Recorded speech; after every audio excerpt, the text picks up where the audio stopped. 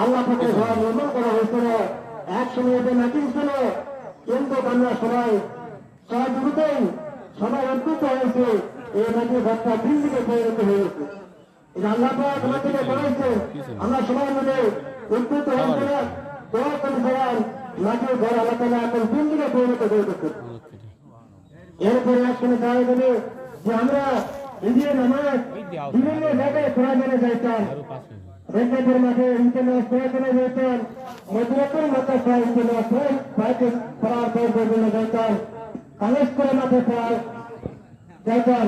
কিন্তু আল্লাহ শুক্রিয়া আমাদের মহল্লা মধ্যে মসজিদ স্থাপিত করে দিচ্ছে এবং ঈদের মাঠে আলাদা স্থাপিত করে দিচ্ছে। আমাদের আল্লাহ তারা মেহরবানি করছেন, তোমার আল্লাহ দোয়া করছে আপনার কাছে, আল্লাহ বান্দা তার দিনকে তৈরি করে দিচ্ছেন এবং ঈদের মাধ্যমে ওনার তারা তো ব্যবস্থা করে দিচ্ছে। এটা শুক্রিয়া করবো আলহামদুলিল্লাহ। আলহামদুলিল্লাহ আমরা কত কষ্ট করে এই প্রয়োজনের কাছে রওনা করে আমরা হাঁটিয়ে অনেক সময় মাঝের মানুষ সেখানে উপস্থিত হতে পারতেন না। অনেক সময় একটু দূরে হয়ে গেলে নামাজ জামাত ফেল হয়ে যেত। আল্লাহ তাআলা শুকরিয়া, আমাদের আল্লাহ তাআলা ঈদের নির্ধারিত একটা মাঠ, এটা আল্লাহ তাআলা আমাদেরকে বাস্তবায়ন করে দিচ্ছেন, এটা কমন করে দিচ্ছে। শুকরিয়া দেখে আলহামদুলিল্লাহ। আমরা সবাই খুশি না দাদা? খুশি। আল্লাহ তাআলা ব্যবস্থা করে দিচ্ছেন। এটা আমরা সবাই মিলে দোয়া করেছিলাম, ফিকির করেছিলাম, উদ্বুদ্ধ হয়ে গেছিলাম। আমাদের মহল্লা মধ্যে বান্ধব আল্লাহ পাক এই জায়গায় ব্যবস্থা করে দিচ্ছে।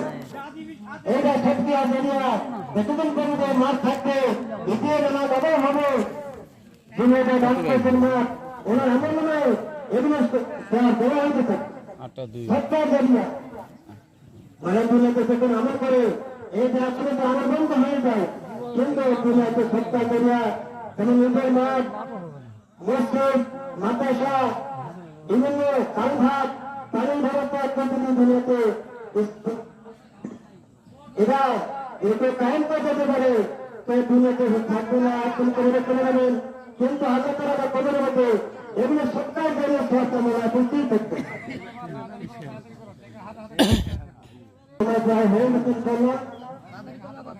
এগুলো এই যে মাঠে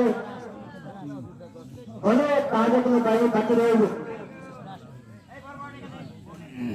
এদের মাঠে আদায় দেওয়ার জন্য আমরা প্রত্যেকটা বাড়িতে আমরা দিচ্ছিলাম, সবাই খুশি ভাবে, কেউ ৫,০০০, কেউ ১০,০০০, কেউ ৫০০, কেউ ১,০০০, সবাই দেওয়ার জন্য সবাই নিয়োগ করে আমরা কাজ দিচ্ছিল।